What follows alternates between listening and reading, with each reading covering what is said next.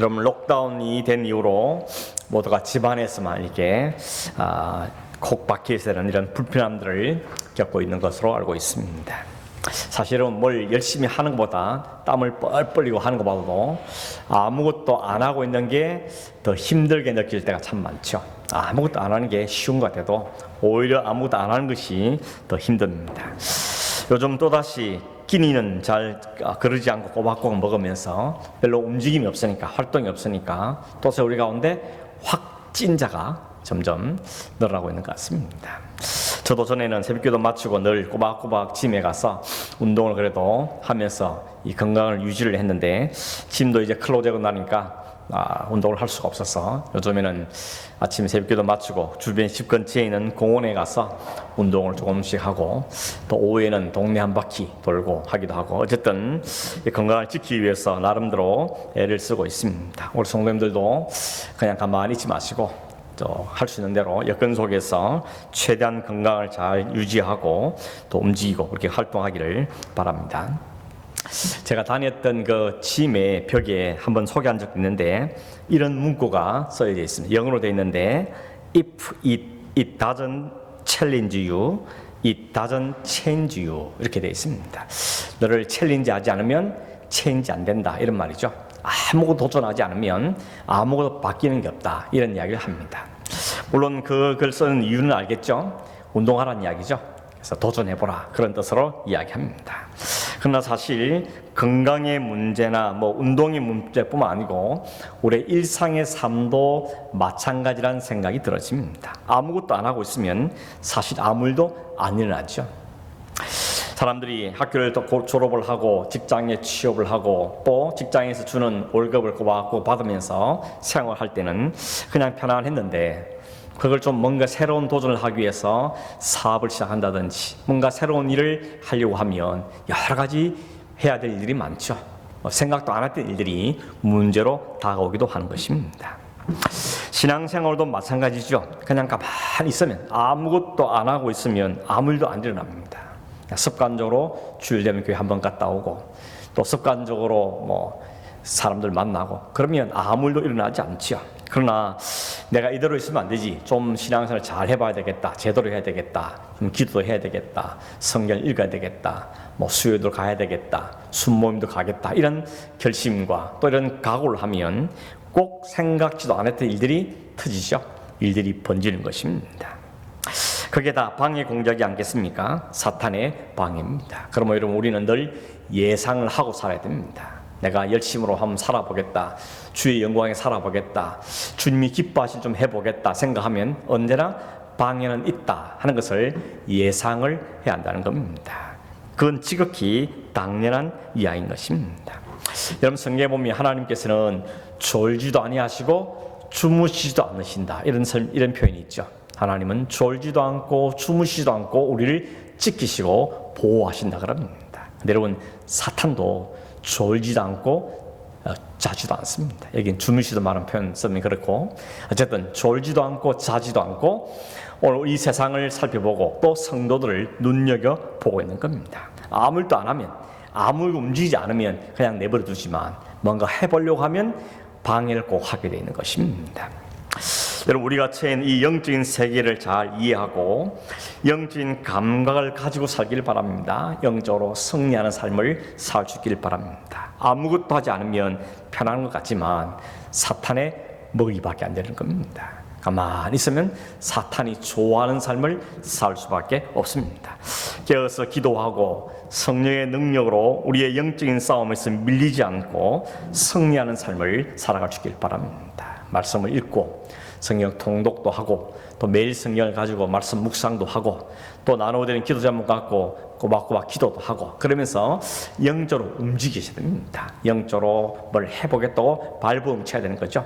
깨어 있어야 되는 겁니다. 그래야 우리가 뒤처지지 않고 낙오되지가 않는 것입니다. 오늘 본문도 이 6장도 예루살렘 성벽을 쌓는 일이 이제 거의 완성될 즈음에 일어났던 일입니다. 1절 말씀을 보시면 우리 읽었지만 이미 성벽 공사가 대부분 거의 다 끝났고 이제 성문에 문짝만 달면 거의 공사가 마무리되는 그 지점까지 왔다고 이야기합니다. 느헤미야의 지도 아래 온 백성이 한 마음 돼서 비록 여러 방해가 있긴 했지만 그래도 불구하고 잘 무장도 하고 또 정신을 바짝 차리고 열심을 내고 또 하나님께 지혜와 도움을 구하여서 공사는 차근차근 진행이 되어졌던 거죠. 이제 거의 끝 마무리쯤에 도착한 것입니다. 그런데 여러분, 사탄도 포기하지 않습니다. 적들도 포기하지 않습니다. 마지막 순간까지 발악을 하는 게 적들의 모습이죠. 포기할 수 없죠. 왜냐하면 이거 포기하면 자기들의 경제적인 손실이 너무 크기 때문에, 타격이 크기 때문에, 그동안 누려왔던 것들을 누리지 못하기 때문에 이 끝까지 방해를 할 수밖에 없는 것입니다. 그래서 전략을 씁니다. 어떤 작전을 짭니까? 오늘 성경 1절에 보면 산발랏, 도비야, 아비야 사람 게셈, 그리고 나머지 원수들이 느헤미야에게 사람을 보냈다고 이야기합니다. 오늘 2절에 그렇게 말하고 있죠. 그 내용은 뭔가 하면 느헤미야에게 한 곳을 지정하죠. 그게 오노라는 평지인데 거기서 우리 만나서 이야기를 해보자 하는 이런 초대장을 보낸 겁니다.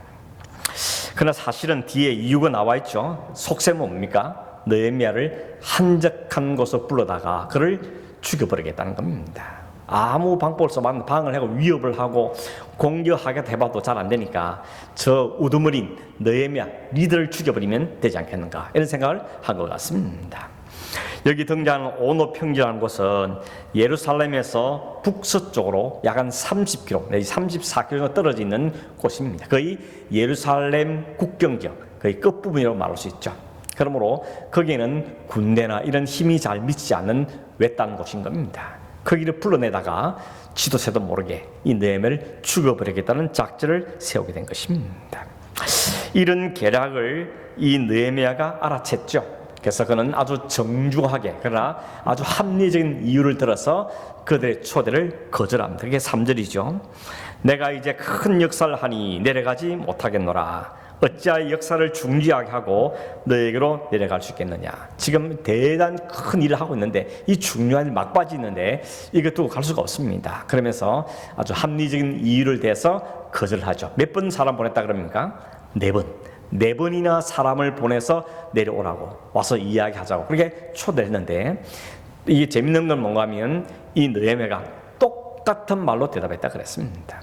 또 다르게 대답하는 것이 아니고 똑같은 말을 처음부터 4번 똑같은 말로 대답을 했다는 겁니다. 대답이 바뀌지 않았다는 이야기죠. 그건 다르게 말하면 마음이 안 흔들렸다는 겁니다. 흔들리지 않는다. 아주 요지부동의 대답을 하고 있는 것입니다. 말이 바뀌면 흔들리기가 쉬운 거죠. 여러분, 아담 보면 알 수 있지 않습니까? 하나님이 그에게 이 선악을 알게 한 나무 먹으면 반드시 죽을 것이다. 반드시 죽을 것이다 하고 분명히 말씀했는데 이 아담은 말이 바뀌죠. 죽을까 한다 그랬습니다. 죽을지도 모른다는 거죠. 그 말은 뒤집어 보면 안 죽을 수 있다고 말하는 겁니다. 이렇게 말이 바뀌면 안 되는 거죠. 여러분, 우리도 그렇지 않습니까? 사람이 처음에 강하게 하겠다가 자꾸 물으면 말이 자꾸 바뀌는 겁니다. 그거는 마음이 흔들린다는 증거가 되는 것이죠. 이 사탄에 대해서 이 느헤미야가 아주 단호하게 분명하게 대답하는 걸 볼 수가 있는 겁니다. 오늘날도 이러면 사탄, 또 이단들은 말씀까지도 비틀어서 말하는 전문가들이죠. 성경을 봐라, 여기 있지 않냐? 성경이 이렇게 말했지 않느냐? 이러면서 진리, 참된 뜻을 왜곡시켜서 우리에게 거짓된 말, 왜곡된 말로 다가와서 유혹하고 있는 겁니다. 그래서 여러분, 말씀에 정확하게 있어야 됩니다. 그 말씀은 그냥 일러나다 되는 것이 아니고 그 말씀에 담긴 진짜 의미가 무엇인지를 공부하고 묵상하고 설교를 귀담아 듣고, 그래서 바른 말씀을 알고 있어야 되는 겁니다. 그렇지 않으면 사탄이 파놓은 함정에 빠질 수 있습니다. 왜곡된 주장에 마음을 뺏기고 마음이 흔들릴 수가 있다는 이야기인 것입니다. 여기 산발랏은 상당히 그럴듯한 말을 꾸며내서 느헤미야를 흔들려고 했지만 이 느헤미야는 요지부동입니다. 왜 그렇습니까? 그는 오직 하나님께 받은 그 사명에만 충실했던 겁니다. 내가 맡은 그 사명, 내가 해야 될 그 일에 자신의 온 관심과 마음을 거기에 쏟고 있는 것입니다. 이게 참으로 중요한 자세죠. 귀가 얇아가지고 여기서 한마디 하면 또 흔들리고, 저기서 한마디 하면 또 솔깃하고, 그렇게 되는 것이 아니고 초질간 하나님께 받은 말씀, 하나님께로 마음을 집중하여서 하나님께 맡긴 사명을 이룬 데만 전심전력하는 이 너희의 태도가 우리가 본받을 믿음의 태도라고 말할 수가 있을 겁니다. 여러분, 4번을 했는데 안 통하면 이제 포기할 법도 한데 포기를 모릅니다. 사탄은, 적들은 포기할 줄 모릅니다. 더 이번에는 어떤 작전을 씁니까? 5번째 편지를 보내는데, 이번 편지는 봉하지 않은 편지라 그럽니다. 편지에 풀도 안 붙이고 그냥 아무나 열어볼 수 있도록 편지를 보냈다는 이야기죠. 여러분, 고대에는 이런 왕이나 또 중요한 문서를 보낼 때는 반드시 봉하게 되어 있습니다. 반드시 봉하는 것이죠. 끈으로 묶고 도장을 찍고 열어보지 못하도록 그 문서를 바꾸면 안 되니까 그렇게 하는 것이 일반적인 모습이었습니다. 그런데 왜 이 산발랏이 5번째 보낸 편지는 그렇게 하지 않고 그냥 열린 채로 편지를 보냈을까요? 아무나 보라는 겁니다. 다 보라는 겁니다. 지금 상황이 어떤지를 백성들도 다 알라는 이야기입니다. 그래서 어떻게 하는 거죠? 마음에 두려움을 심는 거죠. 지금 적들의 공격과 위협과 또 상황이 어떠한지를 막 알려서 소문을 내가지고 느헤미야뿐만 아니라 온 백성의 마음을 흔들리는 이런 속셈을 가지고 있는 것입니다. 여러분, 6절 7절에 보면 그 편지의 내용이 어떤 내용이 기록된지를 우리에게 이야기해주고 있죠. 한마디로 말하면 느헤미야가 페르시아 왕에게 모반을 계획하고 있다는 내용을 그게 담고 있는 겁니다. 소문 다 났다는 거죠.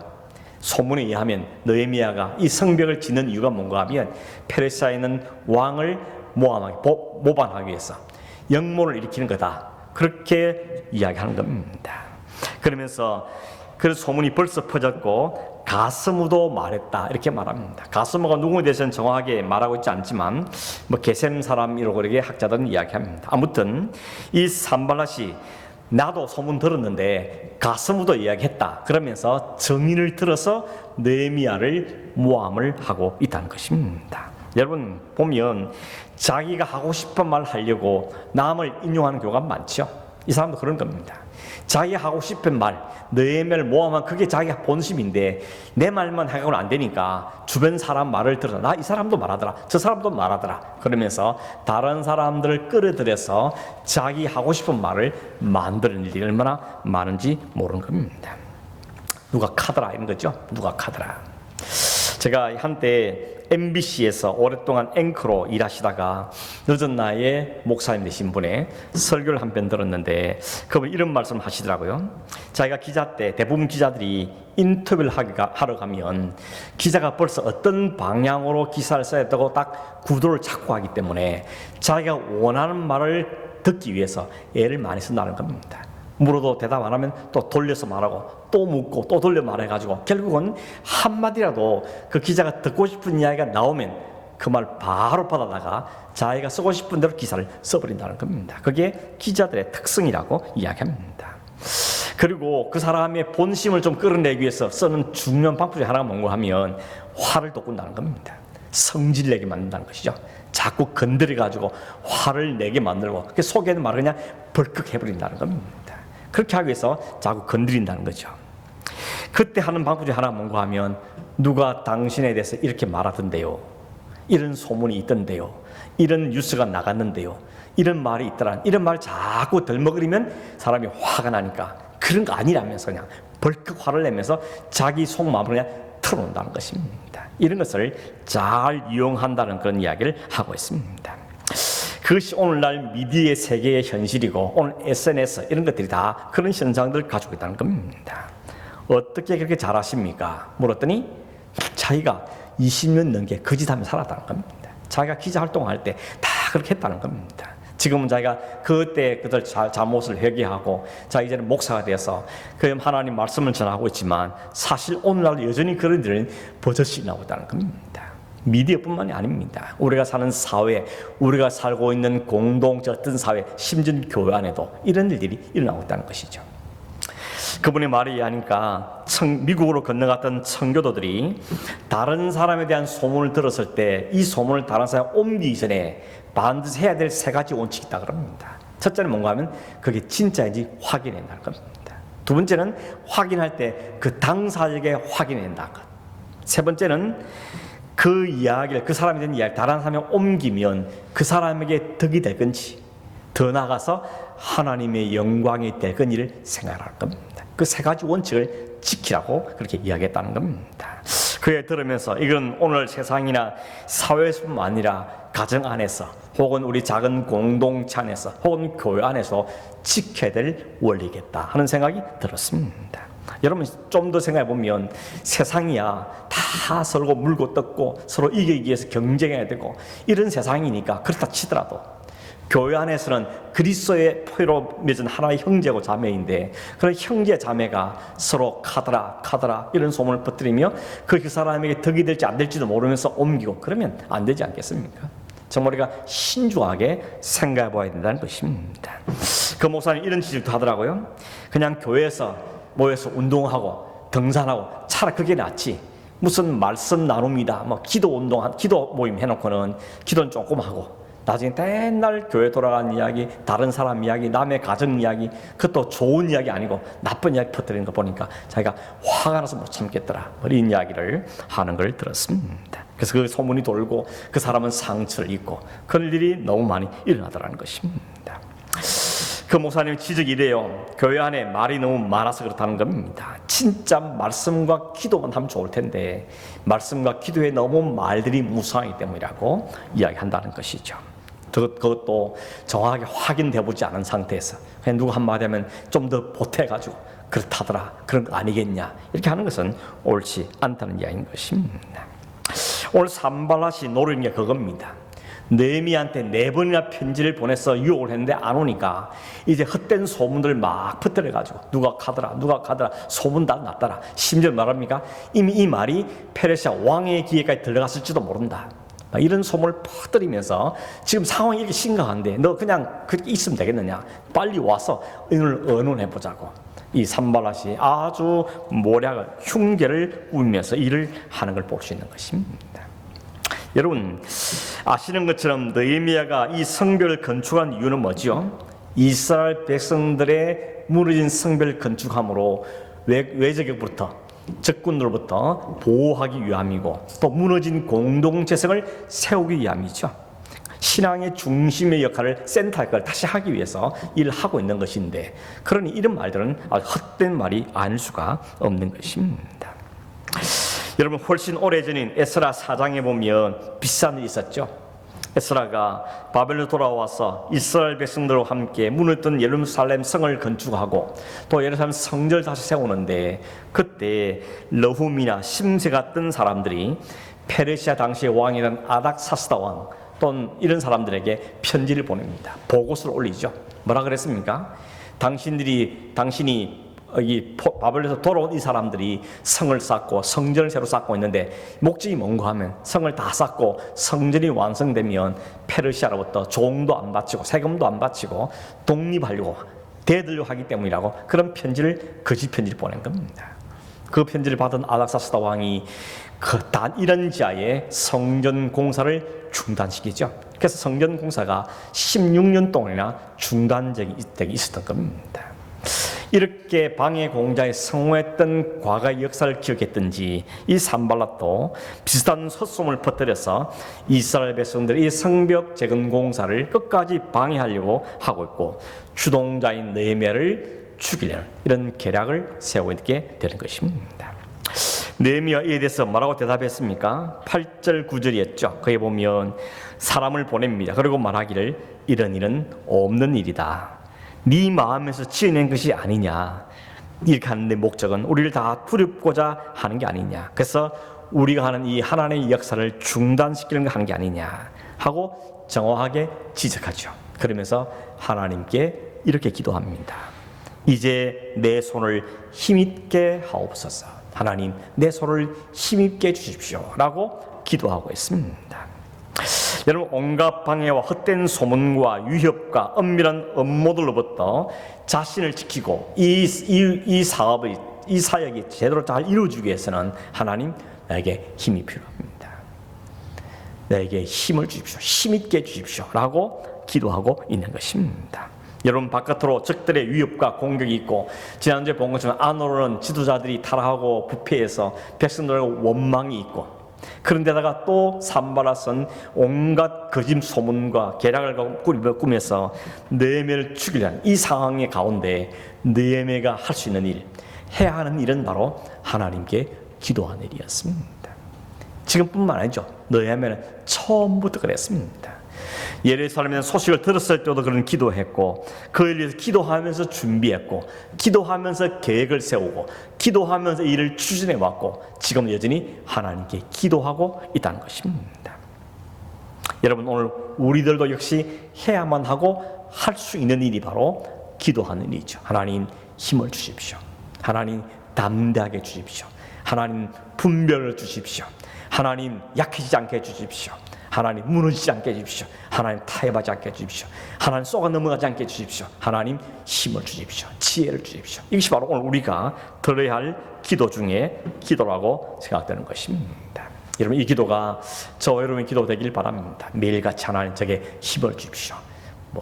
파워를 달란 말이 아니라 세상을 분별할 수 있는 지혜를 주시고, 하나님 뜻을 받들어 섬길 수 있는 힘을 주시고, 하나님 사탄의 쏘가 넘지 않을 수 있는 힘과 지혜를 주시기 위해서 우리는 날마다 기도할 수밖에 없고, 기도해야만 승리할 수 있는 그런 우리들인 것을 꼭 기억하기를 바랍니다.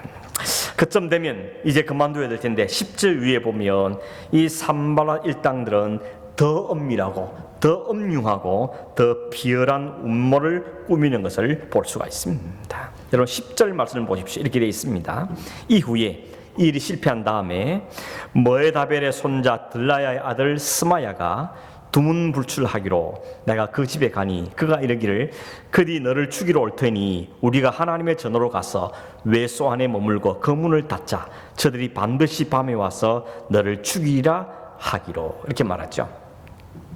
느헤미야를 끌고 와서 죽이려는 계획이 실패하니까 이번에는 이 스마야라는 사람을 이용하고 있는 겁니다. 왜냐하면 스마야가 누구인지 정확하게 많은 설명을 하고 있지 않지만 성전에 들어갈 수 있는 걸 보면 아마도 제사장이었을 가능성이 높습니다. 나중에 예언가 12절에 보면 예언도 하는 걸 보면 선지자적인 그런 역할도 하는 것을 우리가 짐작을 해볼 수가 있습니다. 여러분 중요한 것은 뭔가 하면 이 스마야가 산발랏에게 뇌물을 받고 거짓 예언을 통해서 예레미야를 죽이려는 일에 동조하고 있다는 것입니다. 이게 얼마나 무서운 일입니까? 선지자가, 제사장이 느헤미야를 죽이려는 일에 동조하고 하나님의 역사를 방해하는 일에 함께 동참하고 있다는 사실이 얼마나 위험스럽고 무섭고도 충격적인 사실인지 알 수가 없는 겁니다.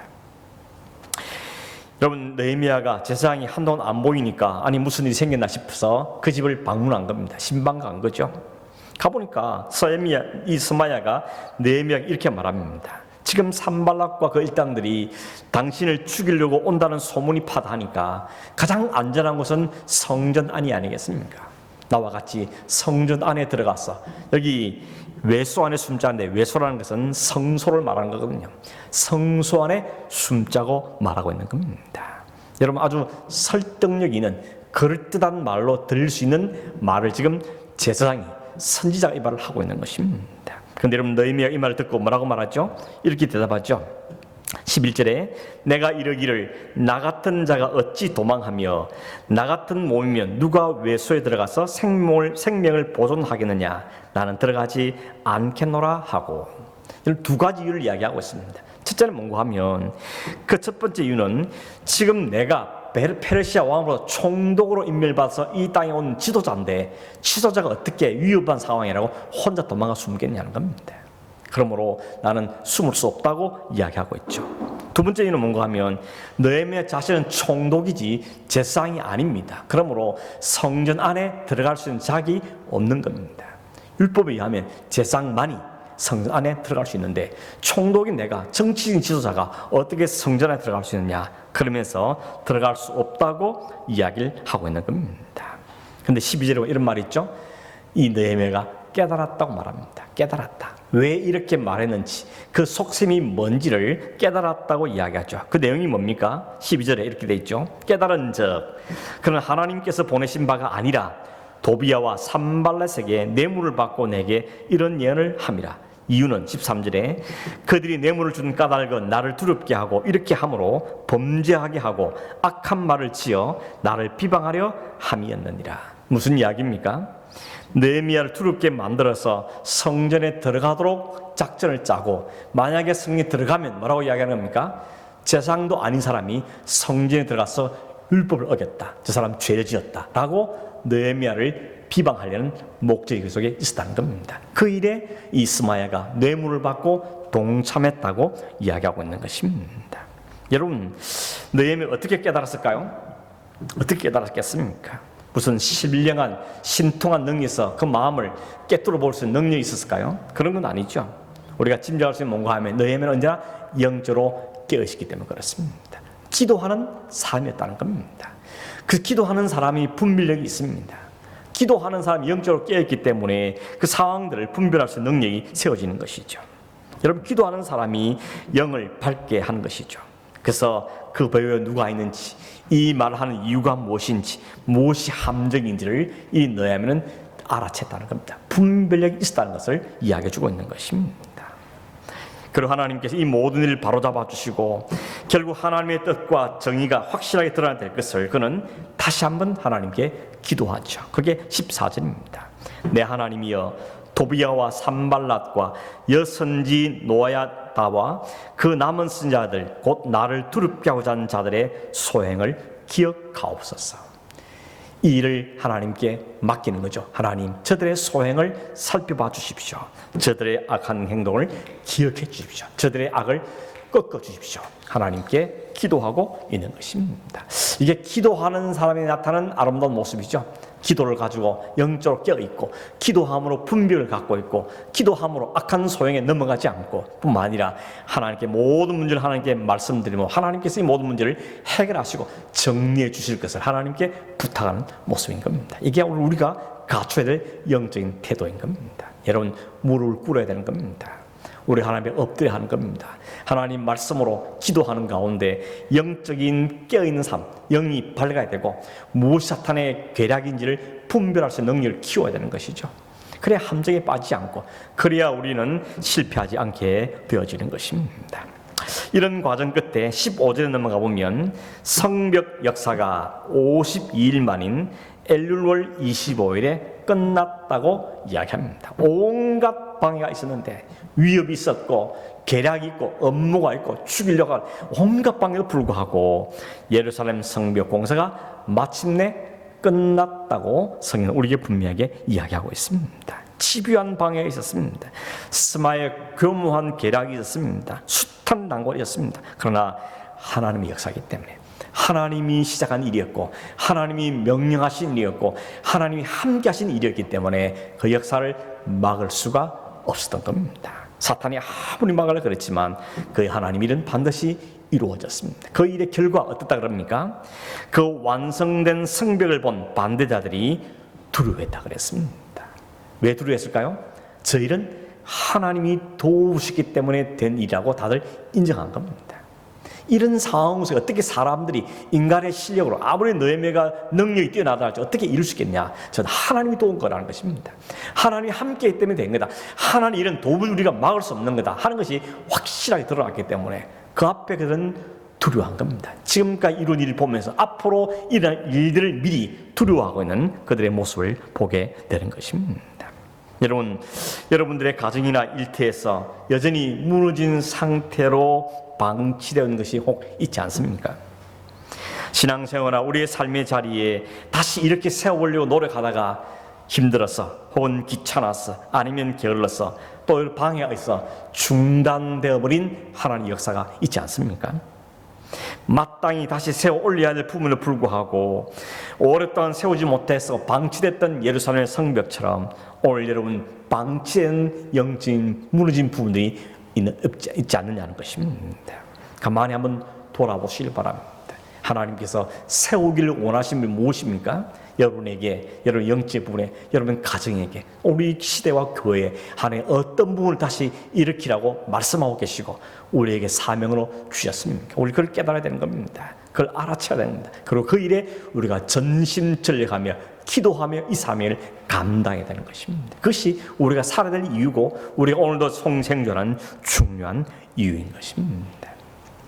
말씀을 정리하면서 여러분, 오늘 본문에서 반복해서 등장하는 문구가 하나 있습니다. 그게 뭔가 하면 두렵게 하려고, 이런 단어입니다. 9절에 그들이 다 우리를 두렵게 하고자 하여, 13절에 그들이 뇌물을 주는 까닭은 나를 두렵게 하고, 14절에 곧 나를 두렵게 하고자 한 자들의 소행을 기억하옵소서. 19절에도 나를 두렵게 하고자 하였느니라. 사탄이 끊임없이 우리를 공격하는 것은 뭔가 하면 우리를 두려운 마음을 집어넣는 것입니다. 세상을 두려워하고 사람을 두려워하고 환경을 두려워하고 질병을 두려워하고 죽음을 두려워하고 일어날 일들 미리 걱정하고 두려워하고 이 모든 두려움을 집어넣어서 결국은 하나님의 하신 일을 막으려고 그러고 하나님께 헌신을 못하게 만들고 하나님의 믿음으로 살지 못하게 하는 것이 바로 사탄이 하는 일이라는 것입니다. 이걸 어떻게 극복했다고요? 느헤미야가 했던 일은 기도였던 것입니다.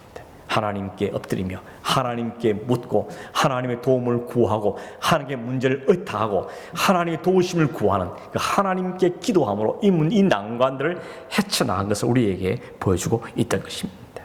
그들의 방해, 업무, 뇌물, 헛된 소문에도 조문도 흔들리지 않으셨던 이유는 그가 하나님과의 교제가 이루어지기 때문에 그렇습니다. 하나님께 시작하신 일이고 하나님께 함께 하신 일이라는 것을 분명하게 확신하고 있기 때문에 그렇습니다. 하나님께 이를 반드시 이루실 것에 대한 하나님에 대한 기대와 하나님에 대한 믿음이 거기에 분명히 있었기 때문이었던 것이죠. 여러분, 어떤 사람이 이런 확신을 갖게 된다 그럽니까? 기도하는 사람입니다. 하나님의 관계가 문제가 없는 사람입니다. 늘 하나님 앞에 여쭙고 기도하며 그 관계를 잘 이루어가는 사람이 이런 확신과 소망과 믿음으로 살게 되고 우리를 둘러싸는 모든 두려움의 존재로부터 모든 두려움에로부터 우리가 흔들리지 않는, 요동하지 않는, 게임에 쏘아넘지 않는 일정하게 전진할 수 있는 그 믿음의 삶을 살 수 있게 되는 것입니다. 오늘 여러분, 이 느헤미야 기도가 오늘 우리의 기도가 되길 바랍니다. 하나님, 이 세상을 보십시오. 이 환경을 보십시오. 이 상황을 보십시오. 이 세상의 악함을 보십시오. 이 문화를 보십시오. 이것을 뚫고 나갈 수 있는 힘을 주십시오. 나에게 힘있게 해주십시오. 나의 인생을 힘있게 해주십시오. 이것이 오늘 우리의 기도가 되어야 될 것이고 이 기도가 우리 자녀들을 위한 기도가 되어야 되는 겁니다. 여러분, 우리보다 우리 자녀들 더 험난한 시대, 믿음을 살기 어려운 시대를 살게 될 겁니다. 하나님, 이 아이들에게 힘을 주십시오. 지혜를 주시고 분별력을 주시고 영적으로 깨어있는 삶을 살게 해주셔서 이 혼돈한 세상에서 믿음을 지켜낼 수 있도록 하나님 도와주십시오. 우리가 기도할 기도의 제목인 것입니다. 그것도 여러분 16절에 보면 이런 느헤미야 기도를 하나님께서는 외면하지 아니하시고 이 16절의 말씀을 주신 겁니다. 이렇게 말했죠. 우리의 모든 대적과 주위에 있는 이방 족속들이 이를 듣고 다 두려워하여 크게 낙담하였으니 그들이 우리 하나님께서 이 역사를 이루신 것을 알미니라. 이게 최종 목적입니다. 사탄이 이 세상의 모든 대적들이 하나님께 하신 일을 보고 두려워하게 하는 것. 하나님이 참신이구나. 하나님이 하시면 되는 거구나. 하나님이 온 열방의 참신이구나. 이걸 드러내는 것이 하나님의 목적인 것입니다. 요즘 우리가 이사야 말씀 묵상하고 있지 않습니까? 그게 계속 반복되는 게 뭡니까? 여호와가 참 하나님이신 것, 나 외에는 다른 신이 없다는 것을 하나님이 열심으로 구원하시고 보호하시고 역사하시면 그걸 보이시겠다는 겁니다. 하나님 우리의 기도를 들으시고 이를 행하신다는 사실 우리에게 말씀하고 있는 것입니다. 여러분, 사탄의 공격은 오늘도 계속되고 있습니다. 대상이 바뀔 뿐이 계속해서 하나님의 백성들을 향하여서 계속해서 끊임없이 우리를 공격합니다. 거짓 루머, 헛된 소문들, 우리를 위협하고 유혹하고 끌어내리는 사탄의 협박이 끊이지 않고 있습니다. 그때 느헤미야처럼 우리는 하나님만 늘 바라봐야 되는 것이죠. 우리의 초점이, 우리의 시선이 하나님께 있지 않으면 흔들리는 겁니다. 말이 흔들리고 마음이 흔들리고 우리의 삶이 흔들 수밖에 없습니다. 하나님께서 우리를 힘있게 하셔서 기대하고 기도하면서 우리 모든 믿음의 삶을 살아가는 저 여러분 삶이 되기를 주의 이름으로 축원합니다. 기도하겠습니다. 하나님 감사합니다. 우리 연약하지만 우리의 사명은 우리가 생각보다 훨씬 크고 귀한 것이지만 그럼에도 불구하고 하나님이 시작하셨고 하나님 함께 하시며 하나님 우리를 끝까지 이끌 것에 대한 말씀 오늘 다시 우리에게 주신 것을 감사합니다. 하나님 흔들리지 않게 하시되 세상으로부터 흔들리지 않게 하시고 온갖 유혹과 업무와 모든 것들로부터 우리의 마음이 요동하지 않고 오직 하나님께는 우리 마음이 집중하고 하나님 주신 사명에 집중하고 하나님 함께 하심을 기대하며 살아가는 저희들 주님 도와주시기를 원합니다. 우리 가정에 우리 개인적으로 오늘 이 시대에 무너진 부분들 하나님 다시 이렇게 세우기를 원하신 분이 무엇인지 우리가 깨닫게 하시고 이를 위해서 하나님 기도하게 하시고 계획하게 하시고 이 힘써 이를 이루게 하심으로 모든 대적이 보고 하나님을 두려워하고 하나님 백성을 두려워하는 역사들이 하나님 교회를 두려워하는 역사들이 오늘 우리 가운데 일어날 수 있도록 주님 도와주셔서 그런 성도 그런 교회 그런 가정으로 우리를 삼으시고 은혜를 베풀어 주시옵소서. 그렇게 하실 주님을 찬양하며 예수님의 이름으로 기도하옵나이다. 아멘.